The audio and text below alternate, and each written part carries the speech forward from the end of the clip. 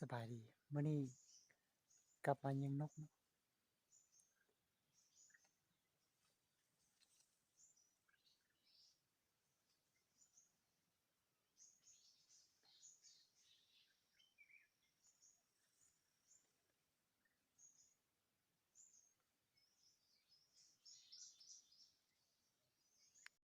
ยิง2นัดตก2ตัวแล้วรถจอด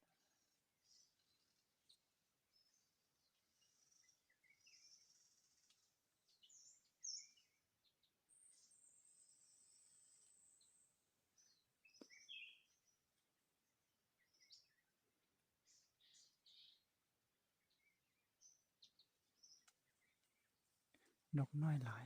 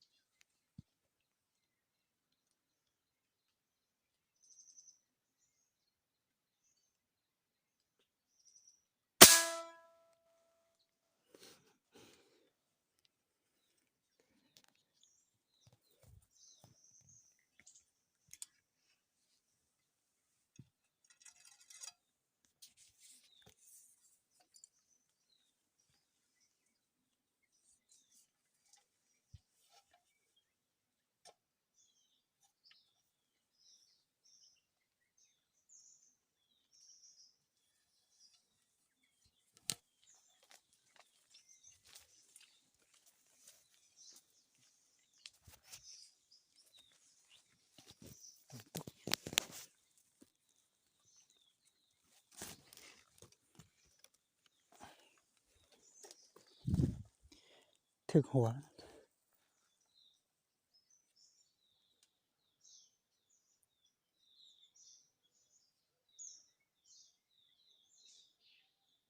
นกน้อยความหลาย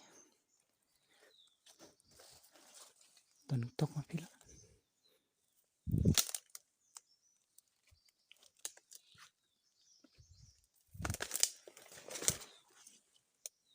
พี่นี่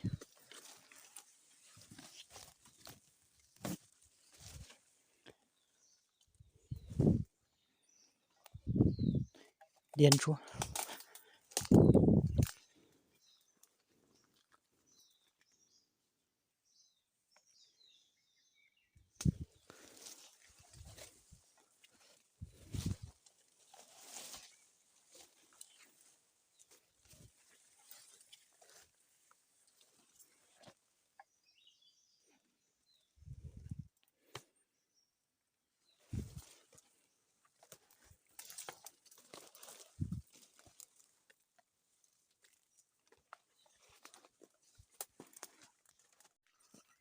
ยิงตกตัวนึงมาตกควบเหลืองสลับ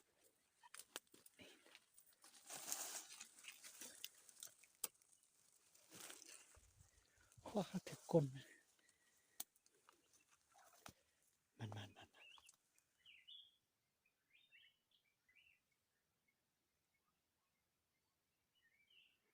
บินมาจับนั้น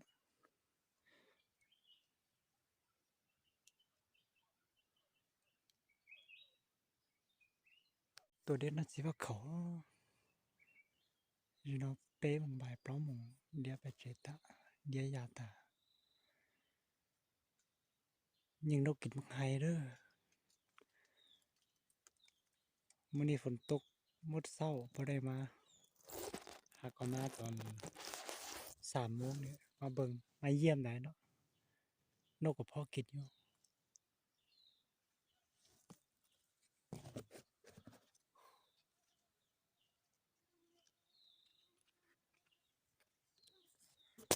ยิงตกตัวนึงอยู่ลมแล้วไปเก็บกัน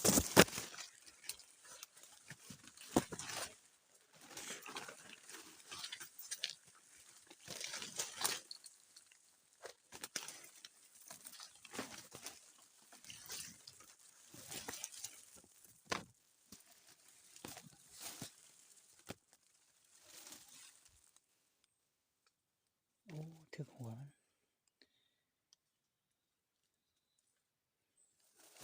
ถึกเอิบไปถึกหัว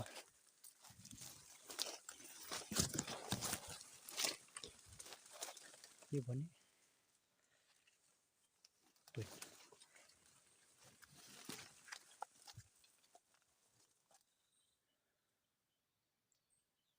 ถ้ามีบนบังล้มหน่อยหนึ่งแล้วก็ยิงบ่ถึกล้มมันพาลูกไปบ่สม่ำเสมอแล้วมันบ่ถึกได้ตัดออกหมดลีอยู่ในนี้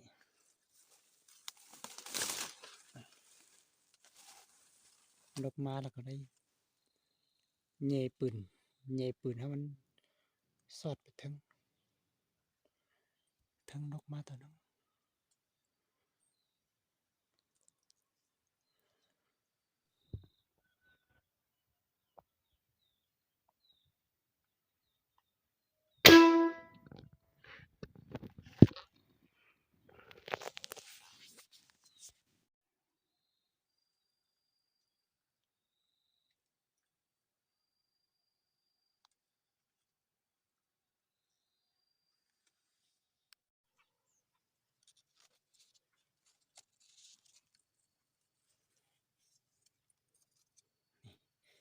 ยิงนกให้มัน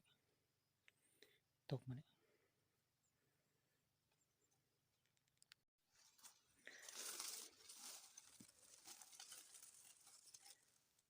คนนก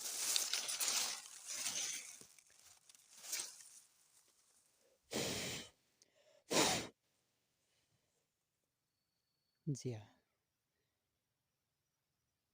นกคือนกปีดแต่ตัวใหญ่เนาะกินแกนหญ้าครับอาณามากินแกนดอกเหลาเนี่ยกินแกนดอกเหลาครับอาณากินแกนหญ้าบ่หรือว่าข้าวเนาะกินข้าว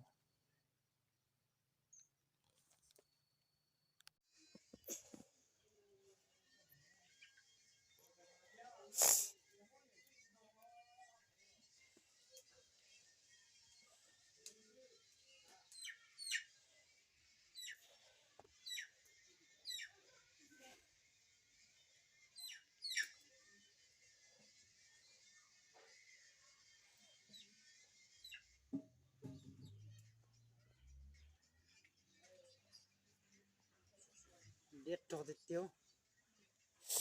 นกกินมักไฮบักตุ้ยเบิ่งออกสีเหลืองเลยปอกกูขโมยมาโอเคแท้กับชาติถ้าเจ๊ป่ะ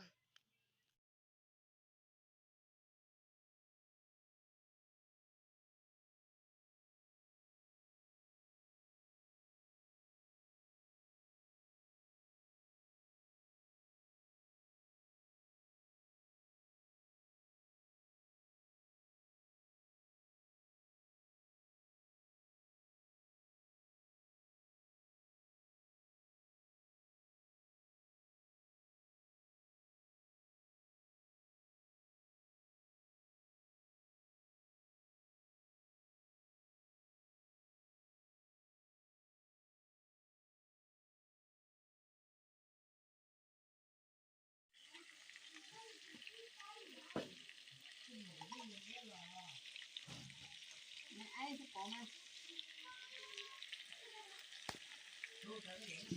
ทอดมันแห้งๆเลยเครื่องในหมูปลากับกระดูกคางมันกระดูกข้างหมูปลาน้อยไปรอยิงนกแล้วได้หมูปลาน้อยมา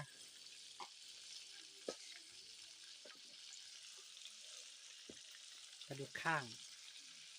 หมูปลา